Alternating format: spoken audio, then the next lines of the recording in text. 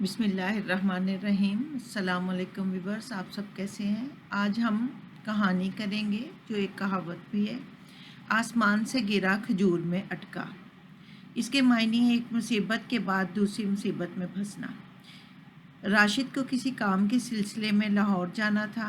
لاہور کے لیے گاڑی کو ٹھیک 6 بجے روانہ ہونا تھا اور ابھی صرف 4 ہی بجے تھے۔ راشد ایک بیگ میں اپنا سامان رکھ رہا تھا۔ جب سامان پیک ہو گیا تو راشد نے اپنے ایک دوست کمال کو فون کیا اور اسے اپنے گھر آنے کے لیے کہا۔ ڈنگ ڈونگ، دروازے پر بیل کی آواز سن کر راشد نے دروازہ کھولا تو کمال کھڑا مسکرا رہا تھا۔ کیا پروگرام ہے جناب کا؟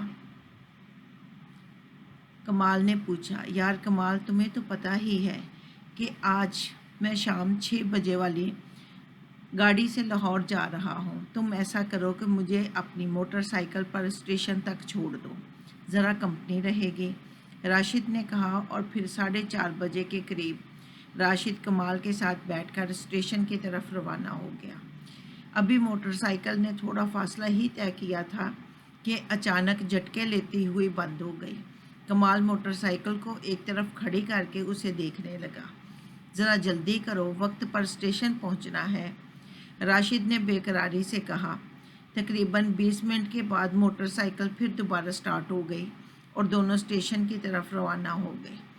ابھی یہ دونوں صدر کے علاقے تک ہی پہنچے تھے کہ معلوم ہوا یہاں ٹریفک جام ہے۔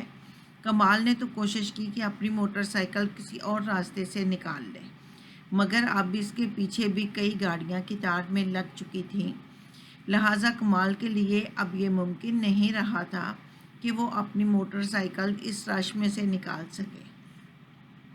گاڑیاں آہستہ آہستہ چلتیں اور پھر رک جاتی۔